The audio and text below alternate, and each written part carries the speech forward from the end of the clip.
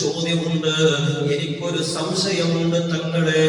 മഹാനായ Ibn Abbas റളിയല്ലാഹു അൻഹുവിനോട് ചോദിച്ചു, തങ്ങളെ അങ്ങനെയാണെങ്കിൽ ഒരു മനുഷ്യൻ, ഒരു നല്ല മനുഷ്യൻ, ഒരു സ്വാലിഹായ മനുഷ്യൻ അത് മരണപ്പെട്ടു പോയാൽ അല്ലാഹുവിന്റെ പവിത്രമായ ആകാശലോകങ്ങൾ കരയുമോ? ഈ ഭൂമിയുടെ മൺപരപ്പുകൾ പൊട്ടിക്കരയുമോ?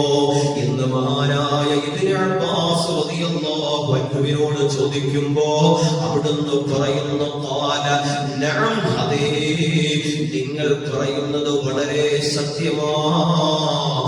അല്ലാഹുവേ, മഹാനായ നൂറുൽ ഉലമയുടെ വഫാത്തിന്റെ വിവരം പറഞ്ഞ ആ നിമിഷം മുതൽ ആകാശത്തിന്റെ വാതിലുകൾ പൊട്ടിക്കരഞ്ഞിട്ടുണ്ട്, ഭൂമിയുടെ മൺപരപ്പുകൾ പൊട്ടിക്കരഞ്ഞിട്ടുണ്ട്. എന്തിനാണ് അവര് കരയുന്നതെന്നറിയോ? ഓരോ ദിവസവും ആ മനുഷ്യൻ ചെയ്യുന്ന നന്മകൾ കയറിപ്പോകുന്ന ആകാശത്തിന്റെ വാതിലുകൾക്ക് സന്തോഷമാണ്. ഓരോ ദിവസവും ആ മനുഷ്യന്റെ നന്മകൾ അല്ലാഹുവിലേക്ക് കടന്നു പോകുന്ന ആകാശത്തിന്റെ വാതായനങ്ങൾക്ക് സന്തോഷമുണ്ട്, ഭൂമിയുടെ തൊലിപ്പുറത്ത് സന്തോഷമുണ്ട്. അല്ലാഹുവേ, അവൻ സുജൂദ് ചെയ്തത് എന്റെ ദറുദയിലാണല്ലോ, അവന്റെ നന്മകൾ കയറിപ്പോകുന്നത് എന്നിലൂടെയാണല്ലോ എന്ന് പറഞ്ഞുകൊണ്ടത് നഷ്ടപ്പെടുന്ന ദിവസം, മരണത്തിന്റെ ദിവസം അവർ പൊട്ടിക്കരയുമെന്ന് ഇബ്നു അബ്ബാസ് റളിയല്ലാഹു അൻഹു പറയുന്നുവെങ്കിൽ ആരായ നൂറുൽ ഉലമ 1937 അവിടുത്തെ മാതാപിതാക്കള് ഈ ഭൂമിലോകത്തിന് കൊടുത്തൊരു പുണ്യകാരകമല്ലയോ?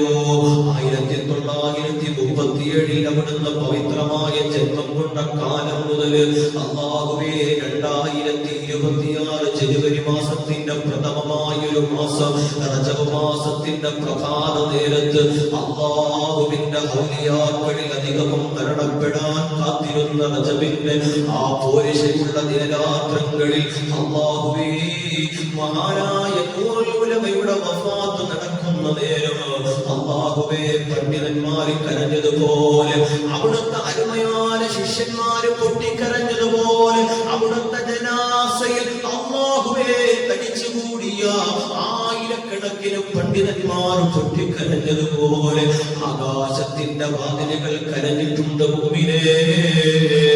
ഭൂമിയുടെ മൺപരപ്പുകൾ പൊട്ടിക്കരഞ്ഞിട്ടുണ്ട്. മുസ്ലിമേ, തിരക്ക് പിടിച്ച ജീവിതത്തിന്റെ ഇടയിലും തന്റെ ഇൽമിന്റെ വേളകൾ ഒഴിഞ്ഞാൽ, തന്റെ തദ്രീസിന്റെ വേളകൾ ഒഴിഞ്ഞാൽ, കുട്ടികൾക്ക് ഇൽമു പറഞ്ഞു കൊടുക്കുന്ന നേരം കഴിഞ്ഞാൽ അവിടുന്ന് അതിവേഗം തന്റെ റൂമിലേക്ക് കടന്നു പോവുകയാ. എന്നിട്ട് തന്റെ കൈകളിൽ തസ്ബീഹ് മാല എടുത്തിട്ട് അവിടുന്ന് ചൊല്ലി ശീലിച്ചു